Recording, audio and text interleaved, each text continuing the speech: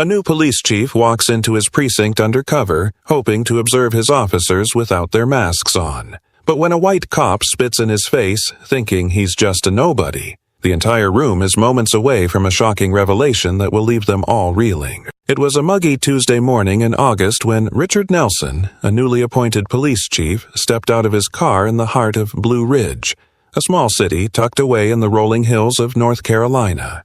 Dressed in a simple plaid shirt, worn jeans, and scuffed sneakers, he didn't look the part of a man who had spent 2 decades climbing the ranks in law enforcement.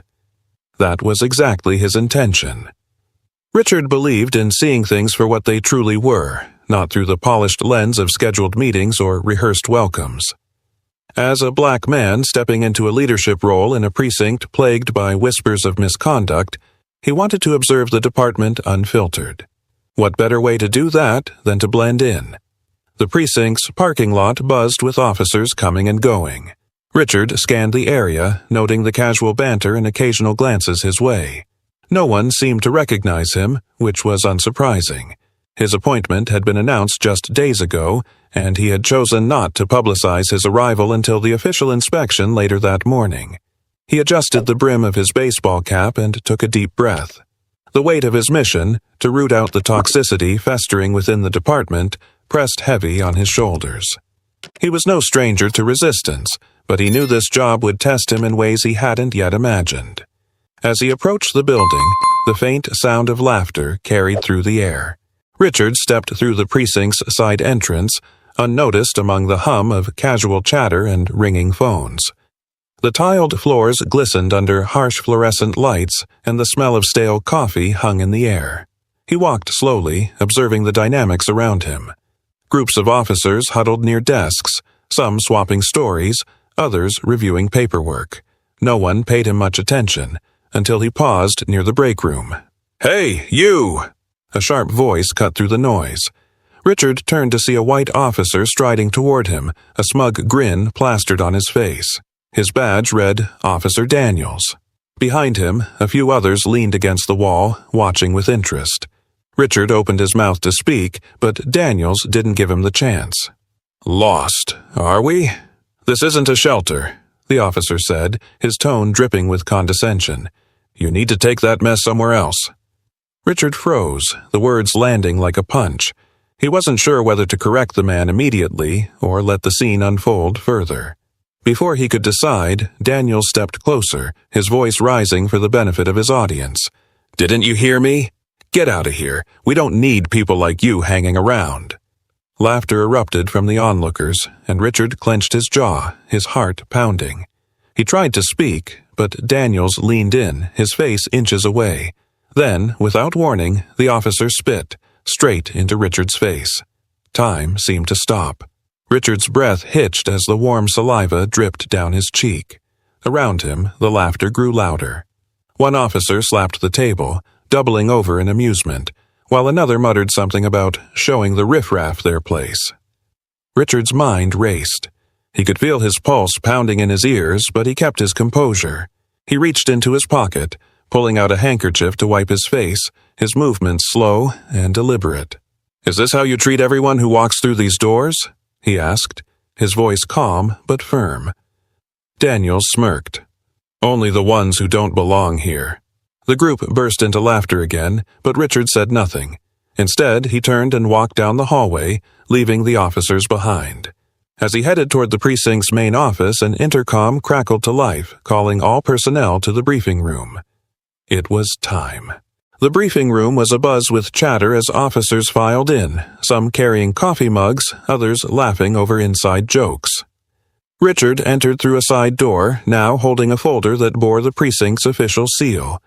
He stood just out of view, watching the room fill with familiar faces, some still chuckling from the earlier incident. At the front of the room, Captain Harris, a stout man with a graying mustache, called for order. "All right, settle down, everyone. We've got an important introduction today." The officers quieted, their curiosity piqued. Daniels leaned against the wall, his arms crossed, a smug expression still plastered on his face. The man was clearly enjoying his morning. Captain Harris cleared his throat. "As most of you know, Chief Caldwell retired last month. We've been waiting for his replacement, and I'm pleased to introduce our new leader, a man with an impressive record and a vision for this department." Richard stepped forward, his footsteps measured. The room froze as he walked to the podium, his presence commanding attention. He placed the folder on the lectern and slowly scanned the room. His calm demeanor only heightened the tension. Daniels's smirk faltered. The color drained from his face as recognition dawned. The other officers exchanged uneasy glances, some whispering, others staring at Richard with wide eyes. "Good morning," Richard began, his voice steady. "My name is Richard Nelson. As of today, I'm your new chief of police." The silence was deafening. Daniel's face turned a deep shade of red, his bravado evaporating. Richard's gaze landed on him, holding for a moment longer than necessary, before sweeping across the rest of the room. "When I arrived this morning," Richard continued, "I came in plain clothes because I wanted to see the department through an unfiltered lens. What I witnessed was eye-opening." A murmur rippled through the crowd, but Richard raised a hand to silence it. "In my brief time here, I've already seen behaviors that are not just unprofessional but downright unacceptable. Let me make one thing clear. The culture that has been allowed to fester here ends today." The room remained eerily quiet, the weight of his words sinking in. Daniels shifted uncomfortably, his eyes darting to the floor. Richard took a step closer to the edge of the podium, his tone sharp but controlled. "Respect is not optional. It's the foundation of what we do as law enforcement. Without it, we fail, not just each other, but the community we serve." He let the silence hang for a moment, watching the officers squirm under his gaze. "This morning, some of you laughed at what you thought was just another powerless man being put in his place. But let me remind you, everyone who walks through those doors deserves respect, whether they're wearing a badge or not." His words cut through the room like a blade. No one dared to move. Richard let the silence linger, his gaze unwavering. The tension in the room was palpable, each officer acutely aware of the weight of his words. Daniels shifted again, his discomfort evident as beads of sweat formed on his brow. But Richard wasn't done. "I understand that change is difficult," he said, his voice steady but laced with authority. "But let me be clear. There will be no tolerance for behavior that disrespects the dignity of any individual, whether they are a colleague, a civilian, or anyone else." He stepped down from the podium, walking slowly toward the officers. His presence was commanding, yet his tone carried a controlled intensity. "Officer Daniels," Richard said, stopping just a few feet away from the man. Daniels flinched, his bravado from earlier completely dissolved. "You," Richard continued, locking eyes with him, "represent everything that's broken in this department. When you spat in my face, it wasn't just me you disrespected. It was the badge, the oath, and the community we swore to protect." Daniels stammered, "Chief, I didn't know." "That's exactly the problem," Richard interrupted, his voice sharp. "You didn't care to know.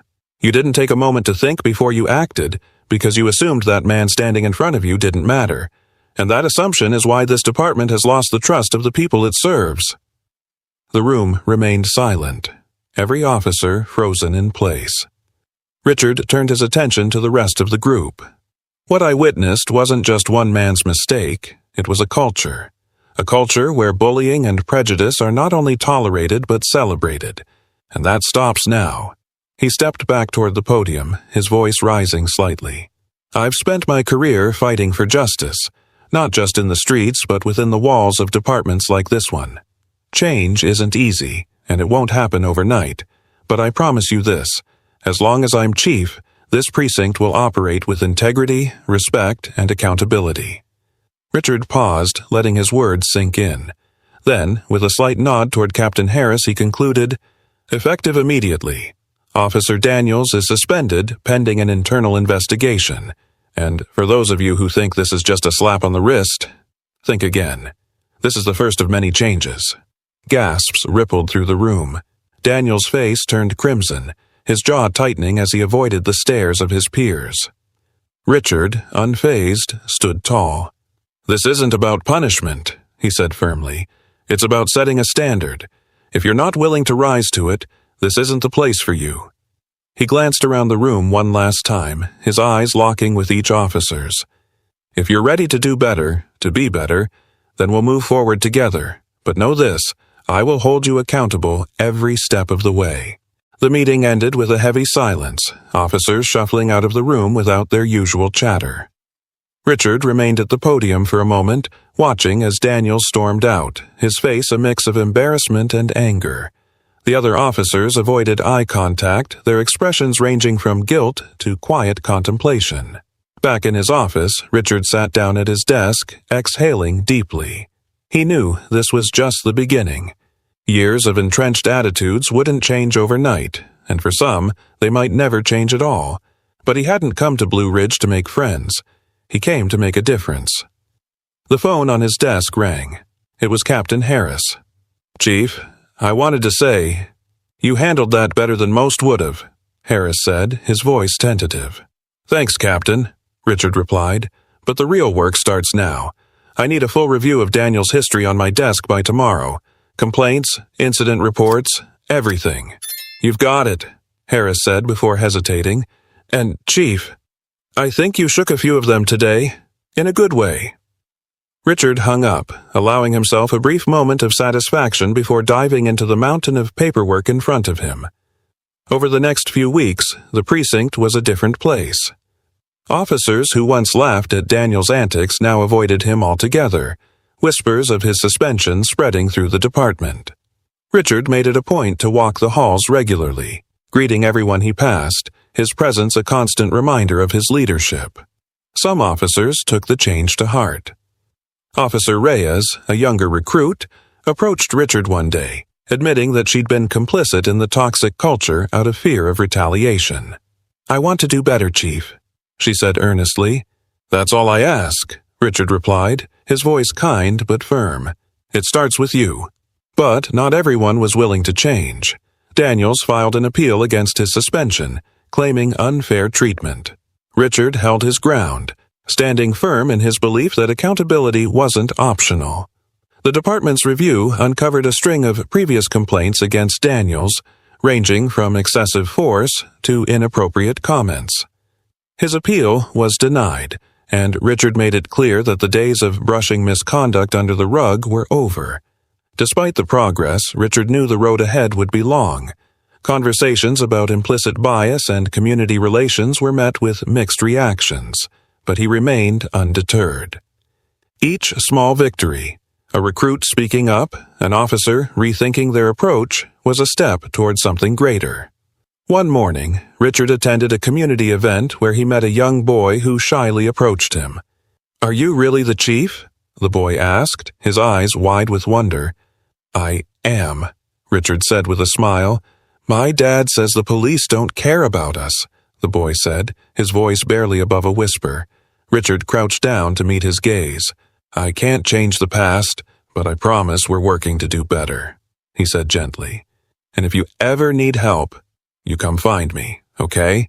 The boy nodded, a small smile breaking across his face. It was moments like this that reminded Richard why he had taken the job in the first place. By the end of his first year, the precinct was far from perfect, but it was undeniably different. Officers who couldn't adapt were gone, replaced by recruits who shared Richard's vision for a fair and respectful department. The community, once skeptical, began to see signs of change, a renewed effort to build trust and bridge divides. Richard stood in the precinct's main hallway one evening, watching as officers filed out after their shifts. The laughter and camaraderie felt different now, not at someone's expense, but genuine and inclusive. He knew there would always be challenges ahead, but for the first time he felt hopeful. Change was never easy, but it was worth every fight.